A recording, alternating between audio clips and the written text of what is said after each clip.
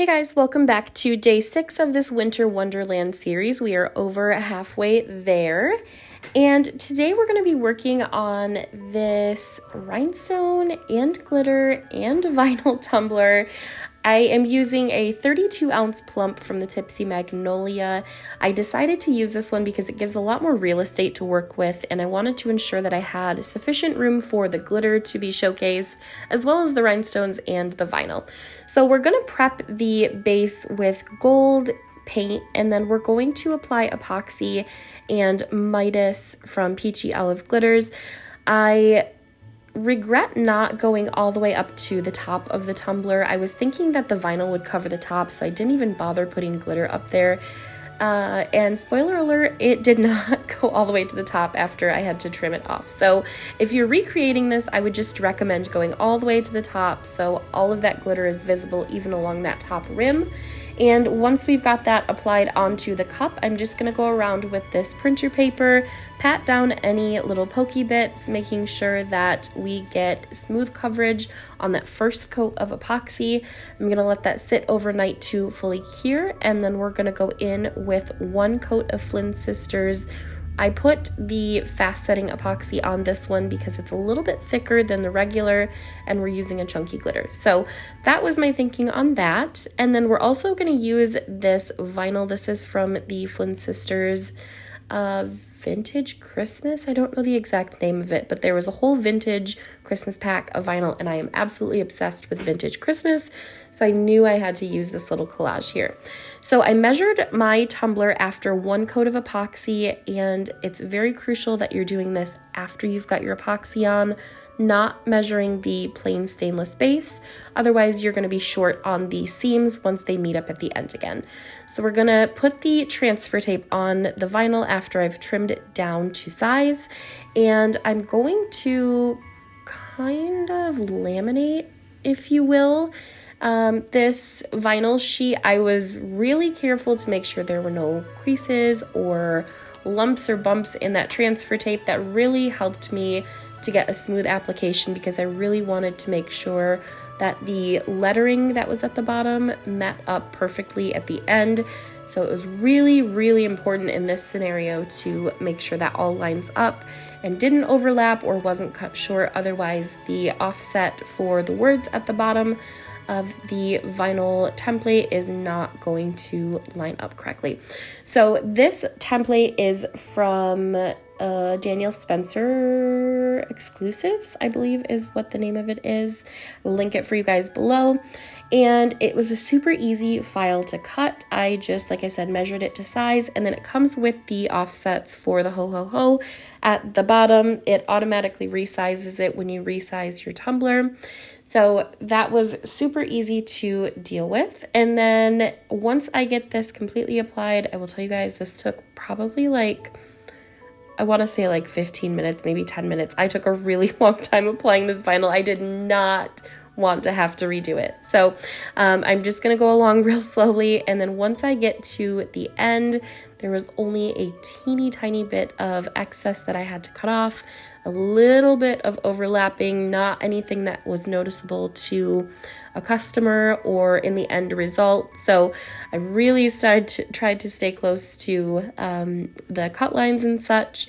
And then once I've got that transfer tape pulled off, I'm going to go in with the vinyl striping along the top to kind of help hide that white seam along the top. I'm going to use textured gold metallic from Tech Wrap. I cut it out at 11.5 width by 0.06 height, and I'm going to just line that along the top of the vinyl. I don't have a coat of epoxy on it at this point. The textured vinyl is really great at masking any bumps in the vinyl or any glitter, anything like that underneath it, so I didn't bother with a coat of epoxy. But once I got that applied, I'm going to go in with my red vinyl as well for the outline and set me up for the rhinestones. I'm just gonna go ahead and say it. I was FaceTiming my mom and I was not paying attention and just realized when I was almost finished putting this outline on that I was not recording. So I stopped and started recording, and this is all you guys get, so I'm sorry about that. But basically I just cut out this offset in red metallic or red holographic, maybe.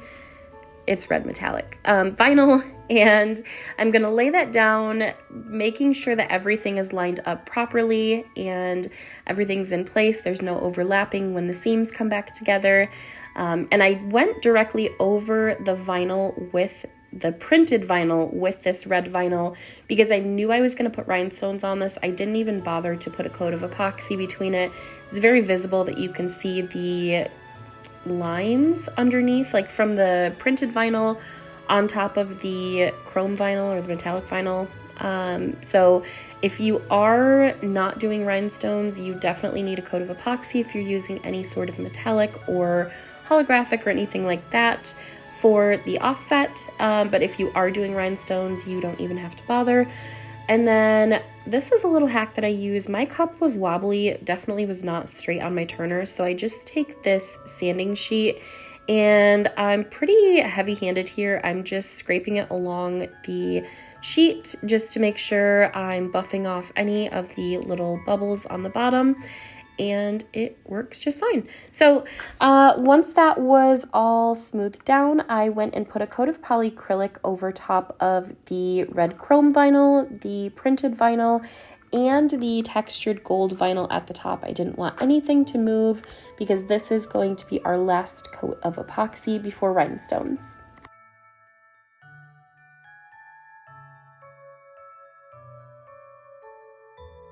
I let the polyacrylic dry for about 30 minutes. It just air dried, and then I put on one final coat of the Flynn Sisters Artist Cure resin as my final coat.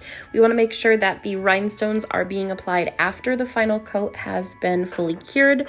We don't want to epoxy over the rhinestones. As I've mentioned in the past couple of videos that I've worked on, anytime you epoxy over a rhinestone, it is going to lose its shine. So make sure that is the very last thing that you're doing once it's fully cured. I'm going to use liquid fusion to adhere these stones to the cup. I put it in just this little squeeze bottle just to make sure I don't get too much glue on the outline of the vinyl at one time. It will squeeze from underneath the rhinestone if you have too much glue on it, and then it will encase the entire stone in glue. So we don't want to do that. But we're going to go around with these SS12 medium Siam stones from Flynn Sisters Supply Shop. I was thinking that I had SS10s on hand in my stash, and I did not. So if you're recreating this, I would probably recommend doing the SS10s. You can't really tell, it's just a teeny tiny little bit bigger than the actual red vinyl outline that we're applying them over top of. But if I were to redo it, I would use the SS10s this time. So I'm gonna go around and fill that outline with rhinestones. I'm gonna let that sit for about 24 hours to dry before washing the wax off of the rhinestones. And after this was washed and cured, this cup is completely finished. Let me know what you guys thought in the comments. Don't forget to like and subscribe. Hit that bell button for notifications for future tutorials, and I will see you guys tomorrow.